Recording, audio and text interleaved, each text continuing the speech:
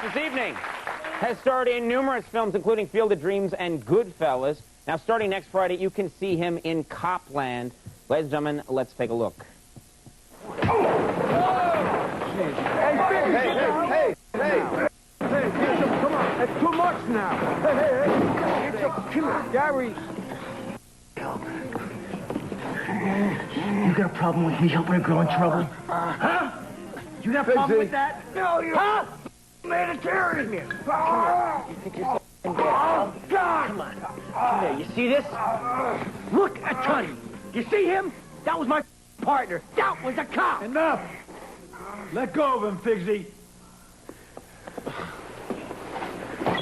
Go home.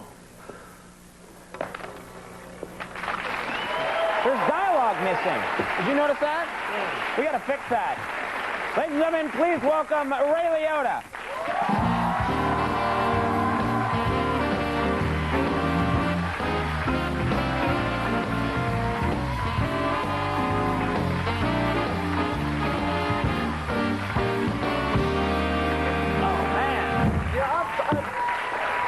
I'm a nice guy. That's a tough clip. I saw you at the premiere. You were attacking people with darts. No.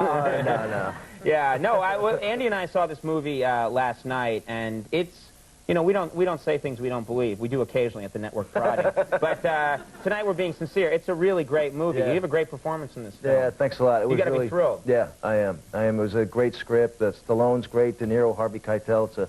It's a dream cast and a dream project. I'm really proud of it. Do you ever get, because, you know, in Goodfellas 2, you're playing this guy who's on the edge all the time. Yeah. And you have these incredibly violent scenes. And that scene right there is a really intense scene where you're attacking him with a dart in the nose. Right. Are you a psycho in real life? Are you drawing? No. You're drawing on something, aren't you? One fight my whole life in 7th grade, that was it. It was over like Cheez-Its or something. The whole thing loses its power when it's over Cheez-Its, I would think. Well, also, congratulations. Last time you were on the program, you were saying you were planning to get married, right. And I understand you got married. Yes. That's great. Yeah, that's very thanks. cool. Where'd you get married, first of all? Well, we had 2 weddings. We had one in Thailand and then one in Vegas. We had to get married. Well, no. Both very spiritual places. What Thailand was. Let's talk about the Vegas one first. That's the one that intrigues me. What kind of wedding in Vegas? Well, my wife says, Michelle, it's candlelight chapel. I thought it was going to be really nice, very romantic. And it turns out that she wanted Elvis to walk her down, and Elvis imitator walked her down the aisle and sang 3 songs. What? Which? Was she walked down by young Elvis, trim 70s Elvis, or fat Elvis? Actually, which one? Or all 3 took part in the ceremony? It was a combo. He was a young, handsome guy, but he was wearing the whole jumpsuit thing. And that's old Elvis at wear, isn't it? Yeah. Well, 1970 on. Let's not get technical. But what was that like? Because I've heard, I mean, why were you doing that? That's... Because they wouldn't accept the marriage in Thailand. In the States, having it in Thailand, you had to go through a bunch of rigmarole. So our government said it's either Elvis or it's not legal. That's a great government we have. So what's that like when Elvis sings a couple of songs and then marries you? Yeah, well, it was funny because I'm sure feels a little silly about it, but then he saw it was me, and as you say, you know, here I am playing all these tough guys, and here he's like jumping around in sequins, having to sing a song to us. So he was a little freaked out. Did you hang out with him after the ceremony? You guys go get a cheeseburger with him or something, or no? That's pretty much it. When the ceremony's over, you're gone. Yeah. Then you went to Thailand. Right.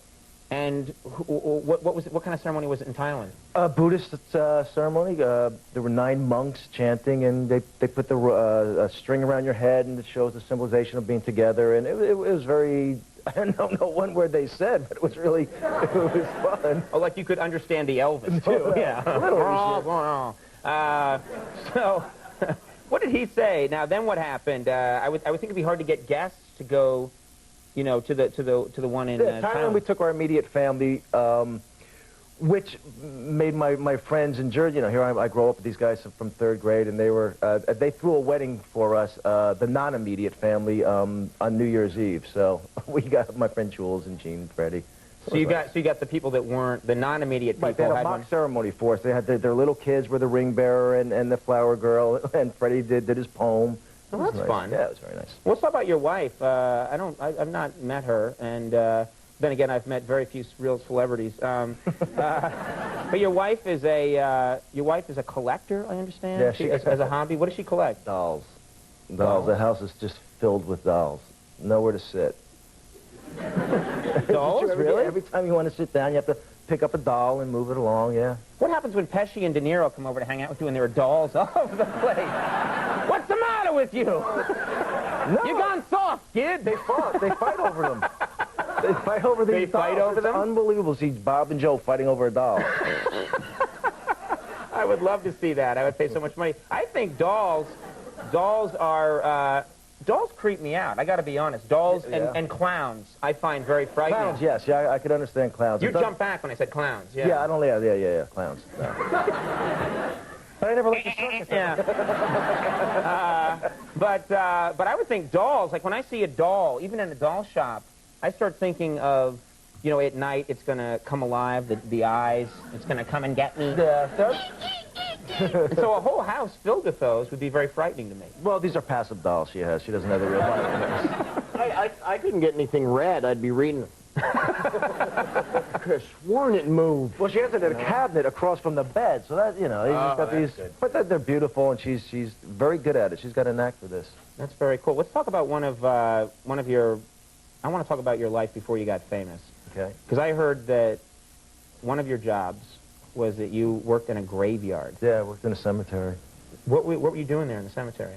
What was your job? Cutting actually? grass, setting up the, getting the funerals ready. You know, you put the chairs down for the mourners, and you lower the casket in, take it out, and we'd go behind the bushes and just kind of laugh. That's a nice tone for the funeral. Who's laughing? What do you mean you would go behind some bushes? Release. It was a tension release. You know, you don't want to get too involved with all these people, and there's some heavy-duty mourning going on, so you just kind of like, so you're behind some bushes laughing during the funeral? Not at the people, but it was kind of like, enjoy yourself. I wish you were here during the death piece, behind a bush. And was that a job that you really enjoyed doing? Was it fun? It's great. It's quiet. 100 people under me. You make it sound really fun. I want that job. What about, what are you doing tonight after the show? You going to the Garth thing tonight? I'm there. Really? Are you a big country music fan? Not at all. It's something to do. No, nothing like it, huh? You just go there and enjoy. Exactly. Are you going? Yes, I'm going too. And so is Andy. No, we had him here. I might get a Garth doll. He will attack you in the night. No, we had him on last night. He was a real good guy, so we wish him well. Hot damn. Politically correct ending. Copland opens Friday, August 15th. Check out this film. It's really great. You should be really proud. Thanks. Ray Liotta, thank you very much for stopping by. We'll take a break. When we come back, Pimp Bob will be with us.